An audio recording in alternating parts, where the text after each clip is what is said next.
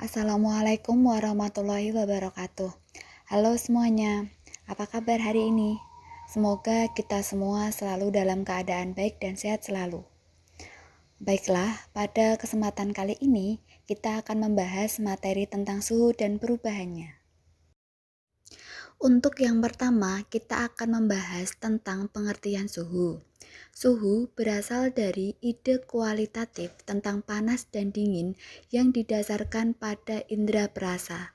Jadi, suhu didefinisikan sebagai ukuran derajat panas atau dinginnya suatu benda. Di situ terdapat dua gambar, yaitu wadah berisi air panas dan wadah berisi air dingin. Ketika kita menyentuh wadah yang berisi air panas atau wadah yang berisi air dingin, pasti kita dapat merasakan perbedaannya, karena dua benda tersebut memiliki suhu yang berbeda. Namun, dapatkah kita menentukan besar suhu benda hanya dengan sentuhan? Tentu tidak. Oleh karena itu, untuk menentukan suhu secara tepat diperlukan alat, yaitu termometer. Untuk selanjutnya, kita akan membahas tentang jenis-jenis termometer. Yang pertama, ada termometer zat cair. Dibedakan menjadi dua, yaitu termometer raksa dan termometer alkohol. Nah, selanjutnya ini termometer raksa. Kenapa dinamakan termometer raksa? Karena cairan yang berada di dalam termometer itu adalah air raksa.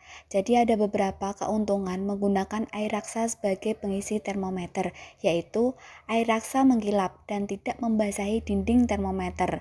Pemuaiannya teratur, cepat bereaksi terhadap perubahan suhu, mendidih pada suhu 357 derajat Celcius, sehingga dapat mengukur suhu pada rentang suhu yang lebar. Namun, termometer raksa juga memiliki kelemahan. Kelemahannya yaitu harga raksa yang relatif mahal dan raksa itu beracun. Selanjutnya ada termometer alkohol. Nah, kalau kita lihat tadi di termometer raksa itu cairan di dalam termometer itu terlihat warnanya silver ya.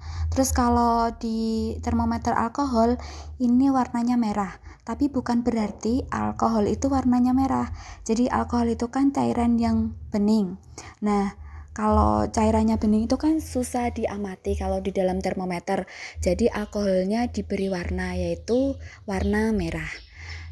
Terus keuntungan menggunakan alkohol sebagai pengisi termometer, yaitu harganya lebih terjangkau, pemuaiannya teratur, titik bekunya sangat rendah yaitu minus 115 derajat Celcius, sehingga dapat digunakan untuk mengukur suhu yang rendah. Namun, termometer alkohol juga memiliki kelemahan, yaitu dapat membasahi dinding termometer. Berikut adalah jenis termometer zat cair yang digunakan dalam kehidupan sehari-hari. Yang pertama ada termometer klinis, yaitu fungsinya untuk mengukur suhu tubuh. Jadi kalau misal lagi demam, itu kita pakai termometer klinis buat mengetahui berapa suhu tubuh kita. Terus yang kedua ada termometer laboratorium. Nah, termometer ini yang digunakan untuk mengukur suhu saat melakukan penelitian maupun percobaan di laboratorium. Yang ketiga termometer dinding atau yang sering disebut juga dengan termometer ruang. Nah, ini fungsinya untuk mengukur suhu ruangan. Setelah termometer zat cair, kita lanjut ke termometer bimetal. Nah, kalau termometer bimetal ini dia menggunakan dua buah keping logam yang memiliki koefisien muai yang berbeda, sehingga ketika terkena perubahan suhu, maka bimetal akan melengkung ke arah tertentu. Jika suhunya meningkat, maka keping bimetal akan melengkung ke arah logam yang memiliki koefisien muai yang lebih kecil. Jadi, termometer bimetal ini digunakan untuk mengukur suhu misal pada oven kompor, termostat, pemanggang, dan sirkuit breaker. Nah, selanjutnya ada termometer infrared. Pasti kita udah nggak asing ya kalau sama yang ini baru-baru ini, apalagi di masa pandemi gini. Kalau kita misal mengunjungi suatu tempat, pasti kita diukur suhu tubuhnya menggunakan termometer infrared. Jadi kelebihan termometer infrared ini, dia bisa mendeteksi suhu tanpa harus menyentuh objeknya. Jadi kegunaannya yaitu untuk mengukur suhu tubuh di bagian tertentu. Setelah kita mempelajari tentang jenis-jenis termometer, selanjutnya kita akan belajar tentang jenis skala termometer. Termometer skala itu ada 4, yaitu Celsius, Reaumur, Fahrenheit, dan Kelvin yang akan kita pelajari. Jadi setiap termometer skala memiliki titik tetap atas dan titik tetap bawah yang berbeda-beda. Nah, bisa kita lihat pada tabel tersebut, yaitu yang pertama Celsius. Celsius memiliki titik tetap bawah 0 derajat, titik tetap atas 100 derajat, sehingga skalanya 100. Skala diperoleh dari selisih dari titik tetap atas dan titik tetap bawah termometer itu sendiri. Termometer Celsius memiliki satuan derajat Celsius. Yang kedua, termometer Reaumur memiliki titik tetap bawah 0 derajat, titik tetap atas 80 derajat, sehingga skalanya 80, memiliki satuan derajat Reaumur. Yang ketiga, termometer Fahrenheit. Termometer Fahrenheit memiliki titik tetap atas 212 dan titik tetap bawah 32 derajat, sehingga skalanya 180 dan memiliki satuan derajat Fahrenheit. Yang keempat ada termometer Kelvin yang memiliki titik tetap bawah 273 dan titik tetap atas 373, sehingga skalanya 100 dan satuannya Kelvin. Nah, berikut bisa kita lihat, tadi kan kita sudah mengetahui skala dari masing-masing termometer. Nah, sekarang dari skala ini kita sederhanakan angka-angka 100 banding 80 banding 180 banding 100, ini kita sederhanakan sehingga kita peroleh perbandingan yang sederhana, yaitu 5 banding 4 banding 9 banding 5. 5 yang pertama ini miliknya termometer Celsius, 4 miliknya termometer Reaumur, 9 miliknya termometer Fahrenheit, dan 5 yang terakhir miliknya termometer Kelvin. Nah, dari angka-angka perbandingan tadi, yang 5 banding 4 banding 9 banding 5 itu akan kita gunakan sebagai dasar untuk konversi suhu pada termometer. Nah, ini kita amati bareng-bareng. Di sini ada tabel, ada skala suhu. Yang saya warnai hijau itu yang diketahui, yang saya warnai kuning yang ditanyakan. Misal, contohnya, ketika yang diketahui itu skala Celsius dan yang ditanyakan itu skala Reaumur, berarti yang bagian atas itu sebagai yang ditanyakan. Jadi kan 4 tadi miliknya Reaumur. Terus yang bagian bawah itu yang diketahui, 5 kan miliknya Celsius. Lalu dikalikan dengan suhu Celsius yang sudah diketahui, maka akan didapatkan konversi dalam satuan derajat Reaumur. Nah, ini bisa dicermati ya. Sudah saya tuliskan lengkap di sini. Untuk penjelasan lebih lanjut, mari kita ke latihan soal atau contoh soalnya. Nah, kita akan membahas tentang contoh konversi suhu. Kita baca dulu soalnya. Sebuah zat cair diukur suhunya menggunakan termometer Celsius. Diperoleh angka 50 derajat Celsius. Berapakah jika zat cair tersebut diukur suhunya menggunakan A. Termometer Reaumur, B. Termometer Fahrenheit, C. Termometer Kelvin. Jadi pada soal ini yang diketahui adalah suhu yang diukur menggunakan termometer Celcius, yaitu 50 derajat Celcius, dan kita akan mengkonversi suhu tersebut ke dalam satuan di termometer Reaumur, termometer Fahrenheit, dan termometer Kelvin. Untuk yang pertama, yang A dulu, yaitu termometer Reaumur. Jadi yang diketahui kan Celcius, yang ditanyakan Reaumur. Jadi R sama dengan 4/5 kali C. 4 itu miliknya Reaumur sebagai yang ditanyakan, kita taruh di atas, perbandingan di atas. Per 5 itu miliknya Celcius sebagai yang diketahui, lalu dikali C.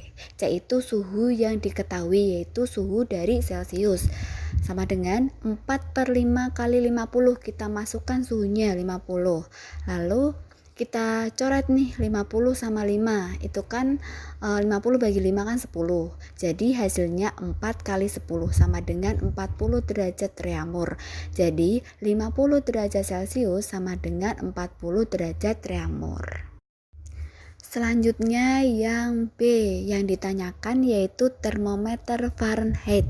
Jadi kalau yang ditanyakan termometer Fahrenheit, yang bagian atasnya itu 9, terus yang diketahui kan termometer Celcius, jadi yang bagian bawahnya itu 5, jadi 9/5 kali C.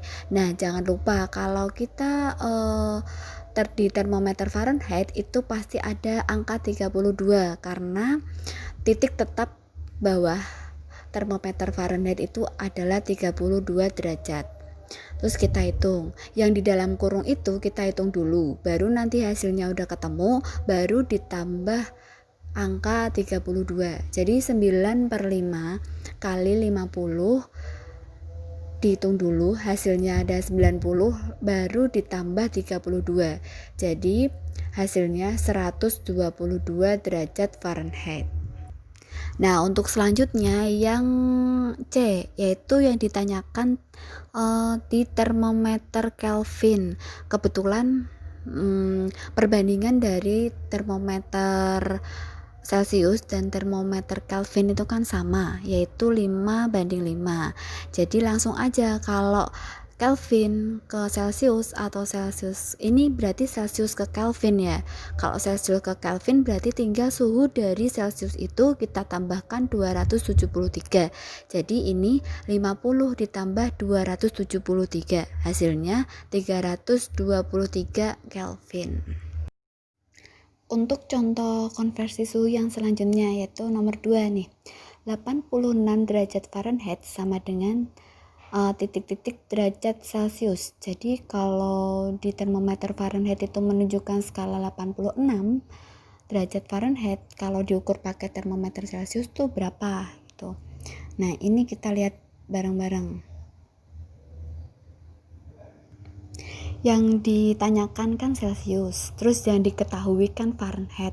Nah, kalian bisa back dulu sebentar ke yang tadi, tabel tadi.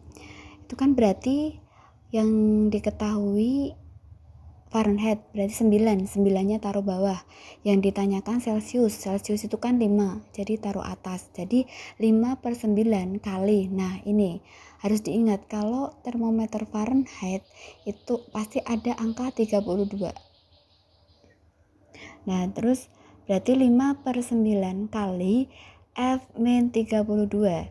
Jadi kalau angka 32-nya itu sebagai tambahan, berarti ya diselesaikan dulu baru ditambah 32.